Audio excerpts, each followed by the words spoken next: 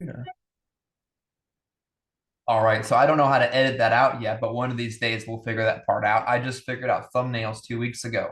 The world will have to be patient with me. This is the Power Forward Podcast, episode 2. I will not have a new thumbnail for that. Again, apologize, but the content is what matters. Everything else will come second. Waylon, I appreciate you being on and doing another episode with me this morning. Today, we got a couple topics that I think are worth the 20 minutes of time that I hope whoever's watching will watch it for, because you never know when you'll hear something that'll change the trajectory of your business.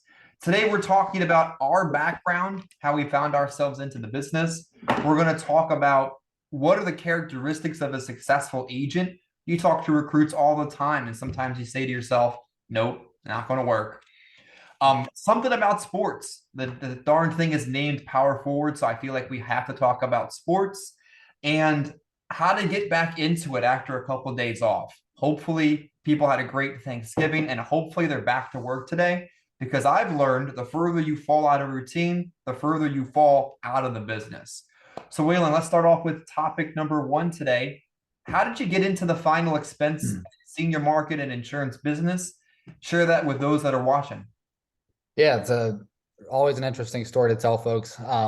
I started as a captive agent, actually. Only had a health license my first 13 months in the business. Didn't even have a life license, didn't know any better. Made the mistake of only taking my health license, got hooked up with it through an ex-girlfriend's stepdad. I guess I was hanging out at his house too much. He got tired of me hanging out with his daughter and was like, dude, you got to get a license. So he recruited me. I was in college and kind of fell backwards into the business like a lot of folks do. It worked out great for me because I really was going to college aimlessly, didn't really know what I wanted to do after, or didn't have like a plan. It was just take classes to keep people happy and have something to tell people when they ask what you're doing with your life. Well, I go to college. Sounds pretty official, but insurance was a great avenue. Fast forward 13 months after that first initial place I was at a 30% contract, 2% renewal with a 5-year investment window. Wasn't great. Didn't get leads. Couldn't buy leads. They weren't an option. I cold door knocked. So left that naturally. Almost got a regular person job. Decided that I couldn't work for anybody. I think I'm unemployable at this point. And was like, I got to try this thing out. Started doing some research, watching some YouTube videos and making some calls, basically interviewing IMOs and FMOs about final expense. Because every time you look up how to make money fast in insurance, final expense gets discussed because the upfront money. So did that, did my stint there, put money on a lead deposit, and the rest is history. Final expense was the move. So Interestingly enough, I think our next topic, which we'll get to in a second, the characteristics of a successful agent, have a lot to do with how you got where you are. Like, you started on a 30, cold door knocking, selling cancer insurance in rural areas too, I think. yeah, it was a mixture of rural and like hood. There was never like an in between. Like I wasn't going to the suburbs or anything. It was like the hood and the woods. That was always the running joke. Like that's where the money's at. And it really kind of holds true throughout all different types of insurance. Like if you're in the hood, you know, quote unquote hood, right? You can make money. There's a lot of folks that need help there, just like there are in the woods, out in the middle of nowhere, where people have pet pigs and there's horses that live in the house and just great things like that. Yeah, I think people willing to do what others aren't willing to do is one of those bumper sticker phrases that typically has to do with success. Like, are you willing to go into areas like that? They're not affluent, they're not clean, they're going to smell strange. Oh, no, thank you. Perfect. Not going to be a good fit for you. Are Yep. you willing to drive great distances? Well, no, I don't think that's a good fit. Perfect. No big deal. Next. Yep. Yep. Um, I got into the business, and I feel like every job I did before I got into this one taught me little things that you're going to need in final expense. I was a paramedic for 10 years, where you got in the truck when the day started and you got off the truck when the day ended. So you drove around all day. What do you do in final expense? You drive around all day. Yep. Um, there was no supervision per se. Like, you have to go out there and make good decisions without someone being behind your back. You have to do that in final expense. You have to go door knock. Of course, they called 911 first, so it's a little bit different. But you're going into someone's home you've never been in before, and you have to establish trust, likability, find a problem, and solve a problem. Ironically, very similar to final expense. And then you have to work really hard, otherwise you would be broke. didn't get paid very well. I was really, really good at couponing and finding out how far you could stretch $2,200 every 2 weeks. Luckily, in this business, if you work hard, you make stupid amounts of money. So it works out well. Waylon, what are great characteristics or good characteristics or characteristics you see in an agent, a potential agent, and you say, I think that person might work? Yeah, I mean, it's a great question. It's not a perfect science by any means. I would love to say like, oh, I figured out like what makes someone really good, but there are a lot of overlap in people that do well. I mean, the first thing you mentioned, like where you come from makes a big difference. If you're not, if you're looking for like a real cushy, like nice homes all the time, not getting a little nitty gritty, being a little rough sometimes, that's probably a telltale sign you might not be great for the senior market, final expense, even Medicare specifically. But some of the things like I just had like 4 recruit calls before this podcast, and the nice thing about it is it runs back to the questions I asked, like on initial interviews, whether you're licensed or unlicensed. One, do you have reliable transportation? Like, do you have a car? Are you willing to use the car? Like, start at the bare bones basis of like, okay, you have a car, good. It runs well, great. Now, will you drive, 2 hours one way to go talk to people that are interested in your product or service? That's obviously a test question. Like a lot of times with us, we try to get people to work in their certain geographic area, but like if they're not willing to drive and put in a little bit of effort, like driving is not that difficult if we're being honest. It's a lot harder to like be at Kroger and stand on your feet for 9 hours and like deal with people's BS all day than it is to drive 2 hours to go to work. Yeah. So if you won't do that, then if you give up that easily, it's a telltale sign you won't do well. Mm-hmm. Secondly, there's different models in this business. Some, work great, some don't, I don't think. But look, a question that I think is important that I ask everybody is like, are you willing to invest in your business? You're starting a career, you aren't working a job. And everybody's an entrepreneur nowadays. Everybody on Facebook, everybody on Instagram, like I'm an entrepreneur. Okay, great. Like that's awesome. But when you do a career, it costs money. Like it costs to be the boss, right? Like that's the old saying, but like it's true. And if you tell me, oh yeah, I'll invest $100 a week, like, okay, well, you know what you should expect to make? Not much. Like you're going to lose money. You might as well just flush the $100 down the toilet and not do this. Put it in at that point. Exactly. You need to plug into systems that work, invest what's needed each and every week, and go to work. And those 2 questions lend themselves to one, will the person put in the effort, energy?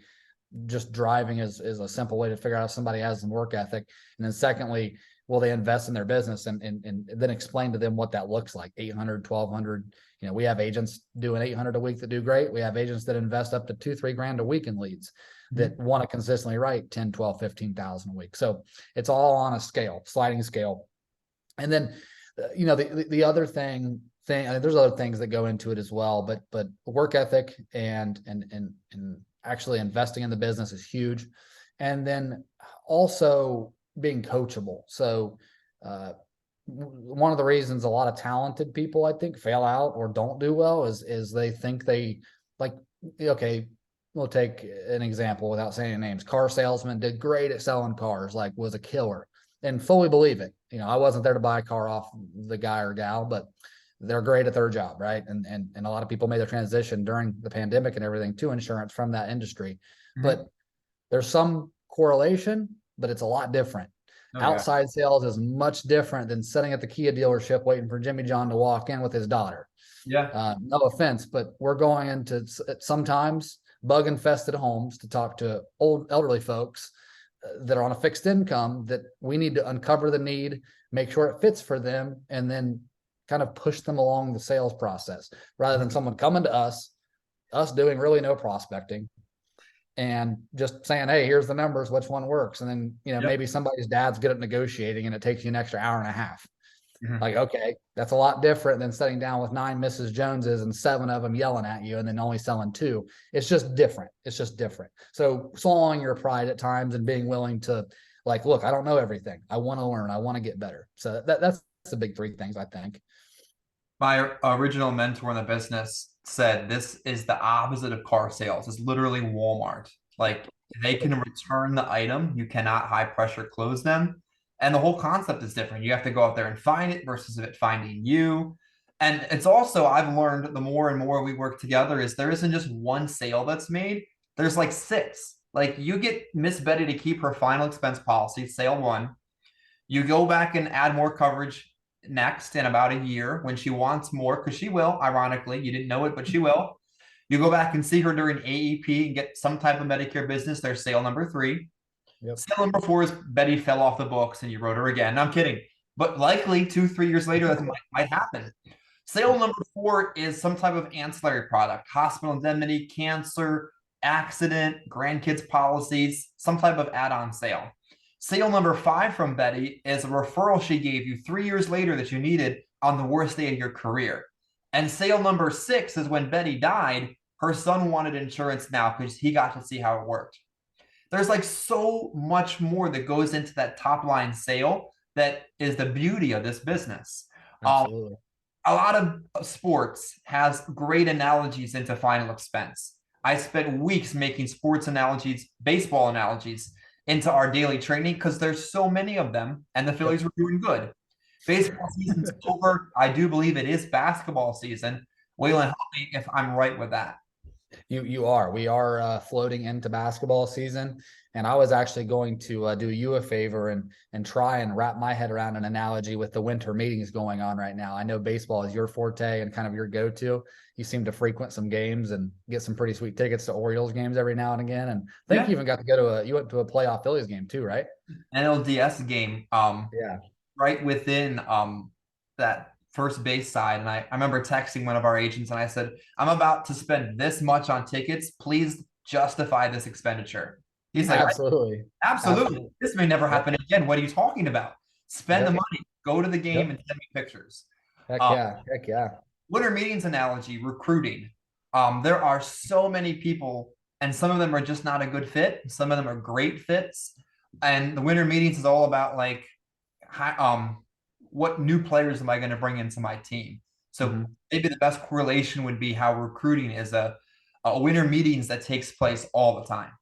Yep, yep, exactly. And that's kind of where my head was at as well with the winter meetings. You know, it's a lot of GM sitting there. I can just imagine a bunch of wealthy guys sitting there in their suits and talking about players and personnel. And now baseball is every front office is all numbers based now. It's not like 20 years ago when you had like Billy Bean and that was it that even could count. The rest of them just could count money. They didn't understand all these other analytics. And now you've got all these high class front offices and there's all this maneuvering going on and trying to fit guys in different holes and fill holes in the roster. And Mhm. well, look at that. And from an agent perspective is filling holes in your insurance game. And hopefully this page and this channel with what Chris has got going on is, able to help you kind of bolster some of those holes. Like in final expense, I look at it as almost like a video game. Like if you had attributes, it's like door knocking. Is it a 0 to 100 scale? What am I?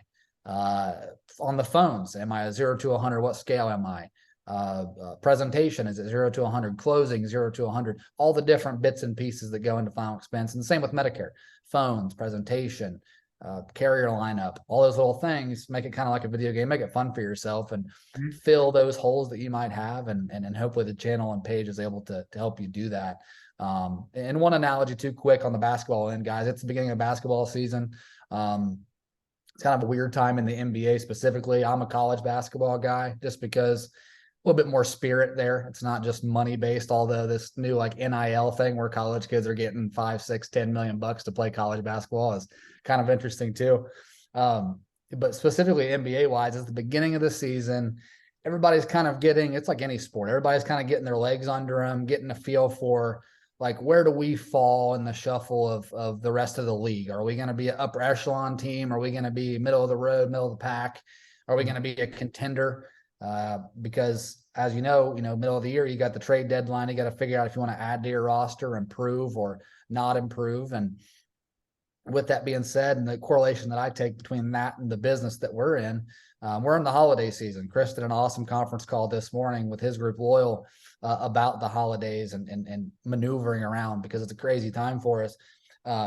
With basketball being the beginning of the season and people figuring out where they fit, it's a great time for you to reflect on the year behind you that's already happened, continue going to work during the holidays and continue growing your business. and figuring out what you want to do for next year as a fresh start. So treat this next month or so kind of as your trade deadline, if you will, of like, okay, what am I going to do from now? What's going to serve me and my business best moving forward? It's also important, and we've talked a lot about ending the year strong, not because you're ending your career, yeah, as maybe you would in sports, but ending the year strong so you start the year strong. So many agents just kind of um pitter off. I don't know the right word for it at this moment. Been talking for Yep. about 4 hours straight. It's just like I'm going, and I'm gone. And then January comes, February comes, March comes. It's almost April before they've got their legs under them again. And if they didn't have savings and skill and a system to run and leads to work, they're done. Like, this isn't just about hitting your goal and your career's over. This is about making sure Christmas, Christmas Eve, time with the family, time off, when that calendar flips over, that you're still there to play the game. Yep. Well, how many agents have you seen that just pittered off at the end of the year, and that was the last time you ever saw them? Oh, a ton. And that's kind of what we spoke about this morning. Like, how you finish the year is honest. So like I said this morning, I've never seen an agent have a good December and a bad first quarter of the following year. I've seen a ton of agents have a great 3 quarters of the previous year and a terrible December and it carry on into the Mhm. first quarter of the following year. It's difficult to get momentum. It's difficult to be consistent. It's really difficult to be consistent, drop off, and then get it back. It's hard to lose magic and recapture it. You can't Yep. bottle this stuff. It isn't something that you drink in the morning or, it's just something you do every single day. So yeah, I mean, it is extremely important to finish the year strong, really for your longevity. I remember, I think this was a training 2 Mondays ago. And again, this is not something I came up with. I heard it, and life is all about what you learn and pass on to other people. And it said, good habits are hard to create and easy to break. Bad habits are easy to create and hard to break. It's almost not even fair. Like, you Mhm. have to work so hard to stay in routine. You take Thanksgiving off, and you're like, how do I even do this? Where's Mhm. my printer? How do I log into the website? What do I say on the phone? It's just like, oh gosh. And then bad habits. Man, it felt good to take a couple of days off and not have to think and not have to work and turn on my iPad to shop and not to sell. And then it's so easy to do that. You have to actively go back to work as if you had a job, but no one's there to clock in and say, did you come to work today? That's where the real entrepreneurial side of this business comes into play. Any closing thoughts in the last few minutes before we hit stop and then post this into our group? Yeah, man. Uh, can't reiterate it and focus on this enough because Chris and I kind of just spoke about it before we started our meeting. It's the holiday season. I know how difficult it is. I mean, Thanksgiving alone, like just that little 3-day blip, if you will, in the matrix, the cycle that you get in, can literally throw you so far off mentally that it's hard to do anything. Like you get frustrated, you get out of whack, and it's like, oh, how do I do this again? It's like a muscle. Like, for example, I went and played basketball this last Saturday when Ohio State was losing, just so I could waste time and not be mad at my television. So I was playing basketball. I haven't played, I actually played up and down in probably a year. I was awful in comparison with what I typically expect myself. It was just awful. Same thing goes with insurance. You take 3, 5, 7, 10, 20 days off, your muscle memory, you start to lose it. Mhm. So you can expect almost for I would say every day or every 2 days that you take off of what you're doing, your presentations, your phone sales, your door knocking, that's 3 to 5 days that it's going to take to regain that ability that you had previously. You can get it back, but it's an elongated period. Even for somebody like Chris, who's been in the field and doing this for so long, it takes a while to get that magic back. So stick to it. I'm not saying don't enjoy your holidays. Like, I'm not like, yeah, don't do anything fun. Just sell insurance, even on Christmas Day, go door knock. Like, no, but you need to still be doing this stuff to ensure that your blade stays sharp and you stay making money. So focus. That's the biggest thing. Just focus. Like the video, comment below, subscribe to the channel so we can continue to put out content that makes us better. Because one of the best ways to get good is to teach others. And we love just putting stuff out there that helps you get better. So like the video, comment below, subscribe, and we'll be back next week, hopefully, to do it all over again. Take care and thanks for watching. Thanks, guys.